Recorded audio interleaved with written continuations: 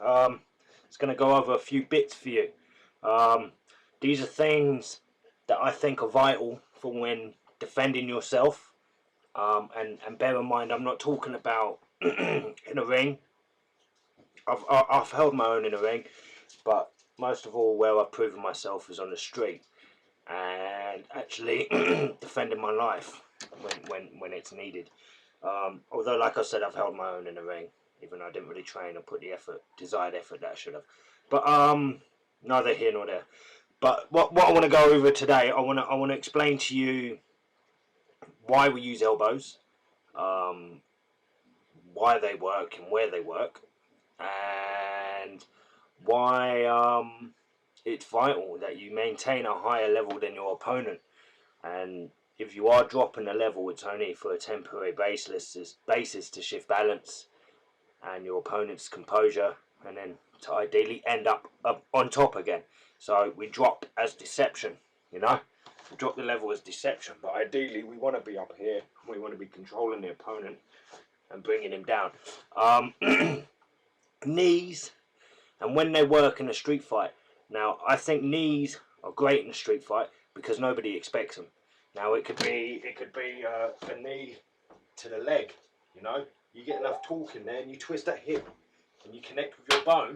It's going to do some damage. You can knee, twist it in, boom, across on their knee. You could fold the leg in, and then obviously there's the back into the gut, which is always can catch them off guard. And backhands, weaker strikes, wrist and neck control. Right, now first of all we're going to go about the elbows. Now, to throw an elbow, I like, this is why I got into Muay Thai. You're going to have to mind because I've still got a slip vertebrae, hasn't quite slipped back in place, and I've got a cracked pelvis joint, but I'll try my best. But if my composure looks a bit flawed, then this is why. Obviously I aim to improve this. But with my elbows, I like Muay Thai, and I got taught when throwing an elbow, the best thing to do is to lift your elbow and drop your hand. Now in this position, my thumb is touching my nipple. Now from this position, I can't really get my elbow up as high. Really, you want to be as high as you can. Up here. Yeah? Thumb to the nipple. From that position, all I have to do is turn. Drop my hand back down. A lift. A turn.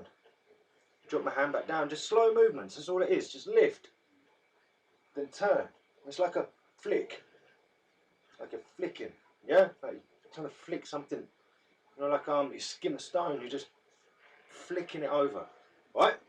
Now you've got two types of elbows. You've got the cutting elbow. Cuts. Lift. Turn. Now once you get used to it, like I said, you can start getting used to move to the side and chuck it and all sorts. Right? And then you've got the bruising elbow. And it comes from back here. It's like a shield. I prefer to think this is my sword and that's my shield. The bruising elbow comes from all the way back here and it comes across. It comes from all the way back here and it comes across. So what comes in is like you're coming in for a straight. And as you do whenever you chuck a straight, imagine the three lines like we went through in the last video, and you slipped. You slip to that side line. The arm comes down the central line. The elbow's on the end line. Right? And at the last minute, you flick your elbow into the central line. Now these are why these lines are so important. Okay? Because if he's coming down that line with an attack, and you slip your head down this line, he's not going to hit you. He might graze you, at most. Right? And after that graze, boom! It's done. It's over with. So we've got the bruising elbow, which comes straight across. Right? All of these elbows can be chucked with just a lift of your elbow and a flick of your wrist. That's why when you see these Muay Thai fighters, they're dangerous, and it's purely technique, and that's why I like street fighting, self-defense more than anything, because there's great skill. You can't really you can't match what's needed for street fighting or compare it with something in the ring. I'd kick Mayweather's ass and he'd dance around me in the ring. I'd break his kneecaps, snap his ankles, break his fingers, rip his hands up. Well, you name it, what I had to do to win. Self-defense and the moves you practice and the way you're thinking. It's a different process. But the work, effort, and the discipline it takes to achieve these things. These guys are champions. They're great guys. Fair play to all of them. Right. Rising above your enemies. Now, as I was saying, you always want to be above your enemy. Now, the way to do this, and most people don't, when they're in the fight, something says, get down here, I'm safe. But you're not. You're not safe, because you come down here and you're going to catch uppercuts in the face, and it only takes one good blow to determine the path of a fight. Right? One good blow that you've even, not even a good blow, but a blow that you've registered in your head, oh God, that's supposed to hurt. Yeah? Right? So, don't drop your head down and feel safe. To feel safe, you chuck your tin behind your shoulders. Alright? This secures your neck. This don't send no shock vibration down the back of your neck, which creates an automatic unconscious state. You know? It don't make that happen. So you're in. You tense. Keep that in there. Yeah? Keep it in. You clinch. But, now it's hard for me to do this because I'm a slip vertebrae. I suppose it's good that I practice. But I mean, you want to push your chest out toward your opponent. So it's like you're trying to knock your opponent out on his chin with your chest. Now, it's never going to happen. But you never know. But it's never going to happen, I don't think. But I mean, so you're pushing your chest out. You've got your forearms wrapped along the sides of his neck. You could even put a man unconscious if you trained your forearms enough with this grip, this clinch grip. Once this is clinched like this, right, this is how you want your clinch, right, you want it gripped, hooks, not hands, yeah, not grabbing, right, hooks, right. If you look at any animal that climbs up a wall, they've got hooks, the hooks, they're so small you need a microscope, but it's hooks, hooking sensation, hooked behind, and then your vice. So as you hook, you tense your chest. You notice how that gap got a lot smaller. That's a vice movement there. Okay, right. Now, so literally you want to rise above your enemy. Any opportunity you can get, you want to rise above him. The guy on top is the guy that wins. Unless, like I said, you dropped you up above, so you drop the level. So then you twist, push him off balance. Sorry, a slammer. So you twist, push him off balance. Okay? Push him off balance to deceive. Up on the level. I'm dropping, I'm turning. So I can come back up again. Okay? Right. Now, knees. Like I was saying, there's not really much that can go on. The knees, they're good. Knees are vital for a fight. Every fight ends up in the clinch. After you throw that first punch, if you don't knock him out, you're coming in. You need to step in. Always trying to keep that chest upright as well. And bad habit of me as well. This slip vertebrae's got me in some bad habits. Behind the neck. Never told you about the neck grip. You're hooking. You're hooking behind the neck. Yeah? Imagine you're like a praying mantis. You're hooking behind the neck. Yeah? Hooking behind the neck. The fingers are just something to pull back on. You're connecting with the forearm. Right? Bang. Other side. Boom. Right? These sort of knees are great. Not only that, if you get somebody a lot stronger and you can pull him right down, you can knee him in the face. And these blows are going to finish the fight. And let me just give you I'll tell you a little thing that worked for me. There's about 7 pikeys when I was down in London. They tried to come in, bullied my mate. He was pretty weak. And I wouldn't have it. I went up to him and I said, no, this ain't happening. You want to leave him alone. Said, he's doing all this pikey stuff and blah, blah, blah. And he's coming up in my face. And I didn't want to fight. There was more of them. I had a bit of heart when I was young, but I wasn't really trained. I trained myself eventually. Figure things out. But I mean, but I had a lot of heart, and I wouldn't back down. You know, ego, whatever it was, who knows. But this guy was up to me in my face, and all I did, I was standing there with my hands to my side. All I did is literally just lifted my knee. That's all I did. I just stood there like that. He's looking at me straight, just lifted my knee. It's caught him straight in his ballsack. Pardon my language. But I mean, so if you're standing there, just put your hands to the side. Just the knee, just cut, right there. You know when you fall off your bicycle and you catch it on the groin? This is the sort of pain he's going to be enduring. As soon as he endures that pain, he's going to drop to a stage where you could probably even just push him over unless you're a nasty bastard and you're going to kick the fuck out of him. And there are ones out there, so be wary, bully boys. You want to go around bullying people.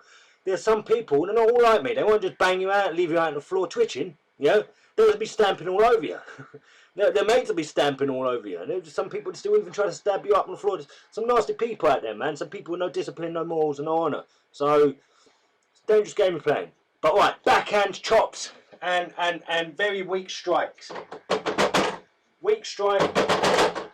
I always practice because they're like in-betweeners. They're like the I've been there before, like the jab, but we're not talking boxing, we're talking self-defense. They're the I's, the E's, the U's, the A's. Without them, you're not making no sense. You're not connecting anything, okay?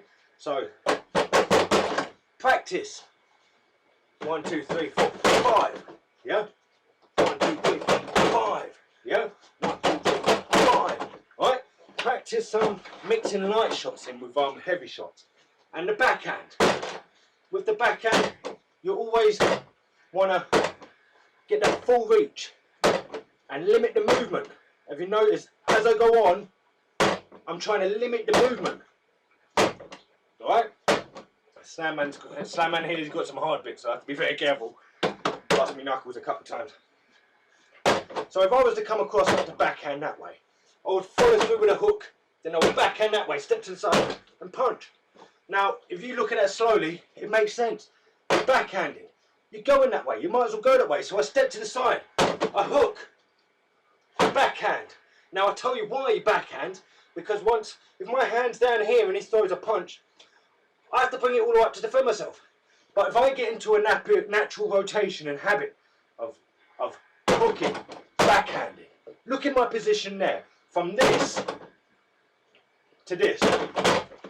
Yeah, so I'm here, bang, straight away, boom, boom, boom, right? It all comes in, so you have to connect these blocks. This is how I done it, really, when I used to practice. A lot of people have done this as well. You double shot it, bang, 2, 2, 2.